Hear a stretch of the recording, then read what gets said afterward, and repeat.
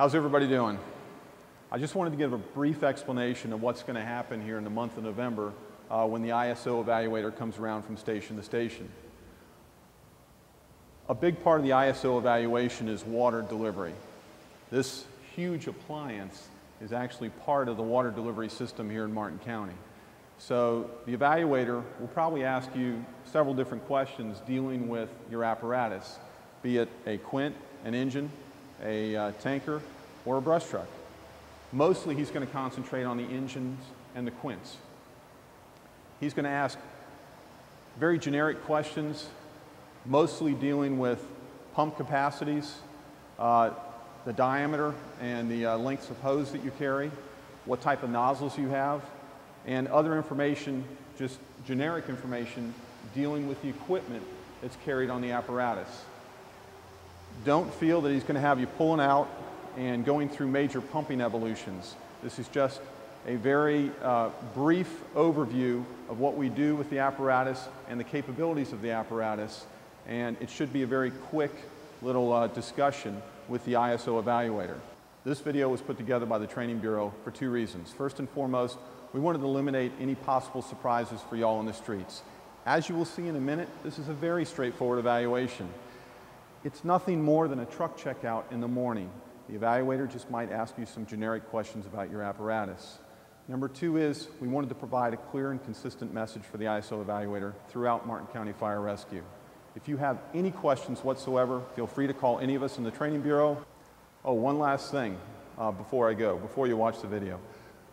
Please, go easy on Mr. Labasco.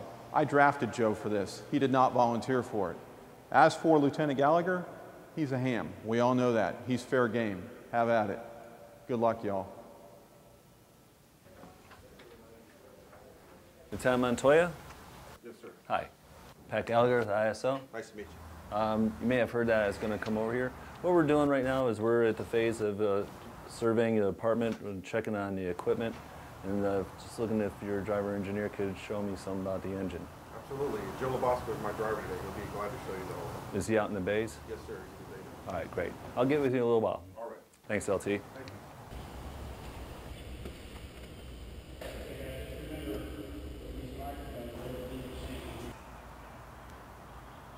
Joe Labasco? Yes. How you doing? Pat Gallagher with the ISO. Hi, Pat. How are you doing? Really good. I was just talking to Lieutenant Montoya. Sure. Just wondering if you can just give me some basic information about the department. Like, do you know how many frontline engines there are, tankers and quints? Yeah, absolutely. We have 8 frontline fire engines in the county. We have 3 quints, and we have 6 tankers. Oh, okay. Yeah. Can you tell me about this engine that you're in today? Sure. This is the frontline engine at Station 22. It's a 2007 Pierce Impel model.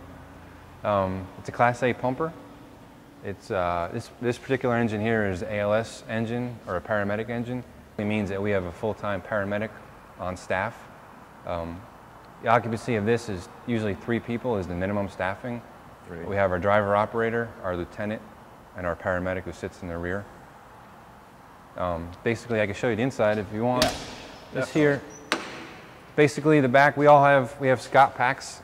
Okay. In our counties. They're 4,500 PSI bottles, rated for approximately 45 minutes, all depending on your cardiovascular output, how much you're exerting and everything like that. But they are rated for 45 minutes. Okay. We do have RIP packs, which I can show you in a few minutes. Those are 60-minute bottles. Okay. What were you doing just now when I walked up? I was doing my checkoff. We have daily checkoffs in our department. So basically, each apparatus, we have a standard checkoff sheet. And it's our job in the morning when we come on shift to check our vehicles and make sure they're in fully operating condition and that. Okay. It's a nice engine. And this is quite a pump panel. Can you tell me about something about this? Absolutely. Like I was saying, Pat, this is a Class A pumper. Right. This particular engine holds 750 gallons of water. Okay. Okay. It's a single stage PTO driven pump. Okay. At 100% capacity, we can get 1,250 gallons a minute. That's operating at 150 PSI. Okay. This particular engine here has a CAF system on it. And what's CAFs, Joe? CAFs is compressed air foam. Okay. Basically what that means is we can introduce pressurized air into our foam delivery. 2 main advantages of that is, number one, we can use approximately 75% less water when we're using the foam system.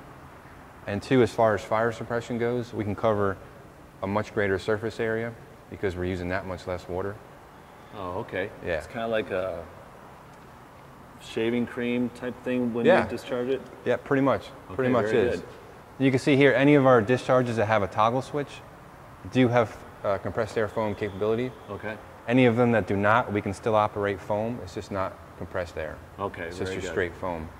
On this particular engine, we use Class A foam. We have a 30-gallon tank up top. We use, basically our percentage is 0.5% for structure fire and 0.3 for brush fires. You can see here we got 2 cross lays. Those are 2 of 3 pre-connect attack lines that we have on this engine. 3 total pre-connects? Correct. Okay. We have our front discharge is 100 foot of 3 inch and 3/4. Okay, and then we have 250 feet in the front and 200 feet in the back, which gives us 3 attack lines, inch and 3/4 that we can use. We also have dead lays in the back, which I'll show you when we get around there. What exactly is a dead lay? Dead lay basically means it's not connected to anything on this engine. Okay. It's basically unconnected hose that we can pull and rapidly deploy. Okay, great. Okay. If you look up top here as well, Pat, you can see we have our telescoping scene light. Oh, yeah. Yeah, we have 4 halogen lights on there. What's Also- about the deck gun? Sure. That as well is remotely operated. It can be either used manually or via remote. Oh, okay. I can show you the remote here as well.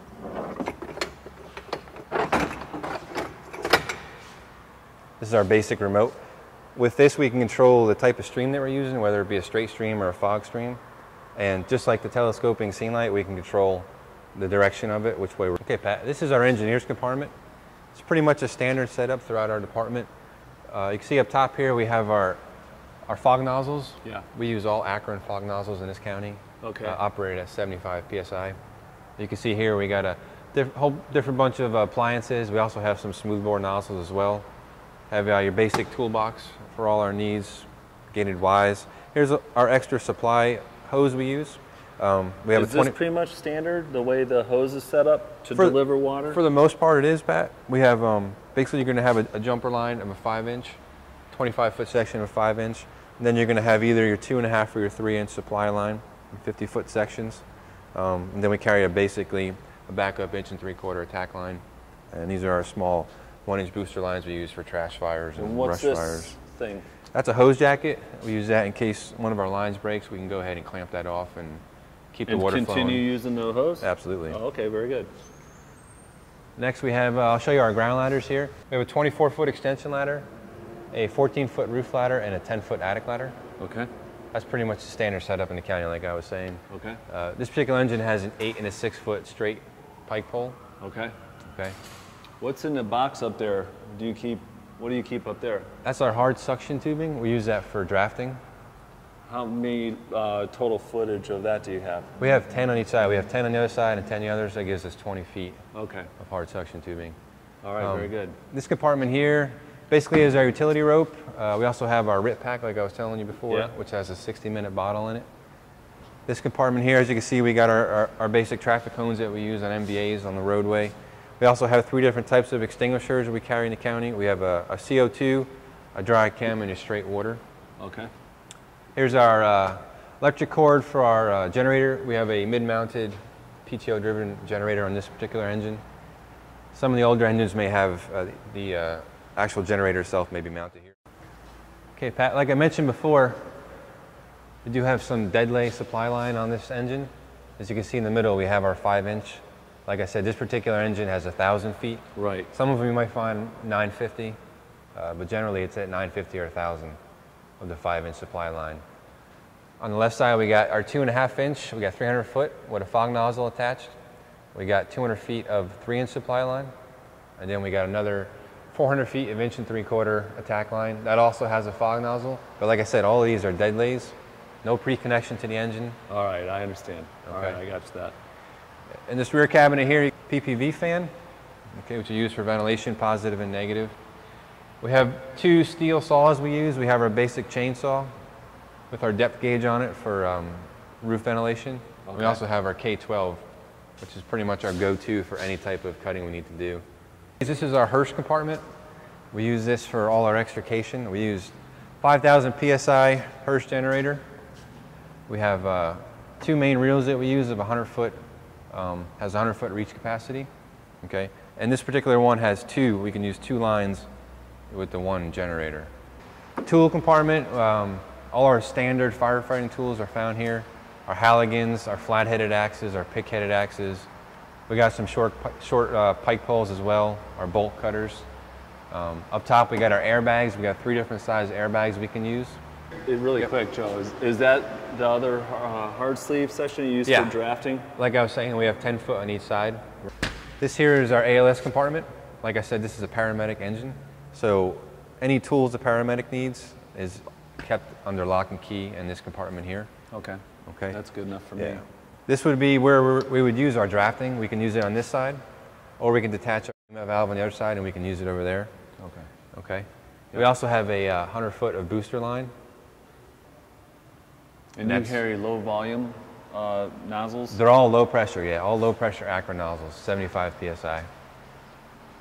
Do you carry thermal imaging on here? Yeah, we absolutely do.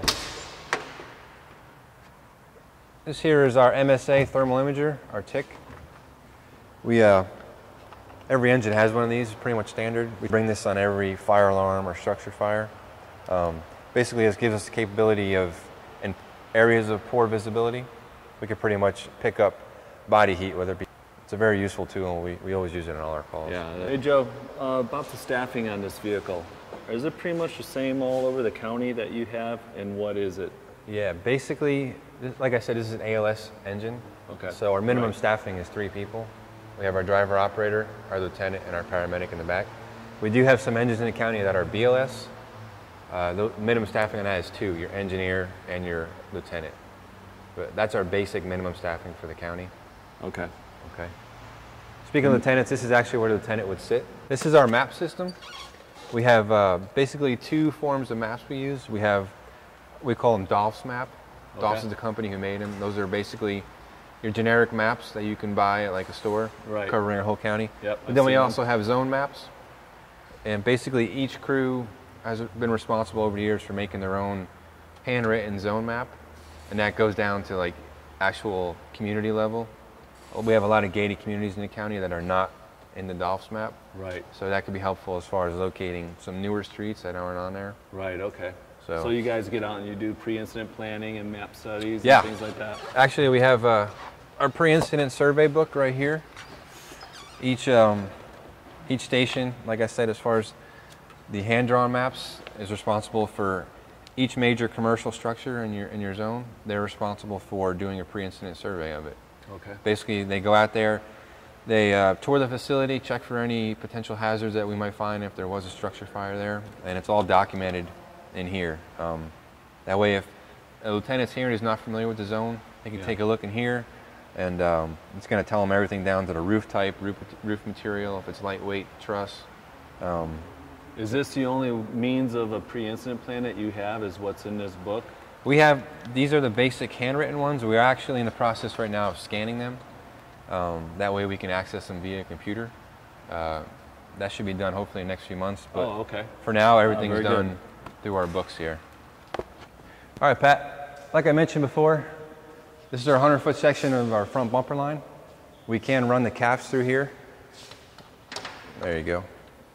That's our Akron low pressure nozzle, just like our other ones. Oh, okay. For the majority of the calls, usually MVAs or small dumpster fires, we can go ahead and pull this pretty rapidly and deploy it and get a quick water supply out of it. Any other questions you had about the engine, Pat? Anything else I didn't cover? No, that's pretty much about it, Joe. I really appreciate your time, though. Yeah, pleasure meeting you. Have a good one. Pleasure meeting you, too. All right, have a good day. You too.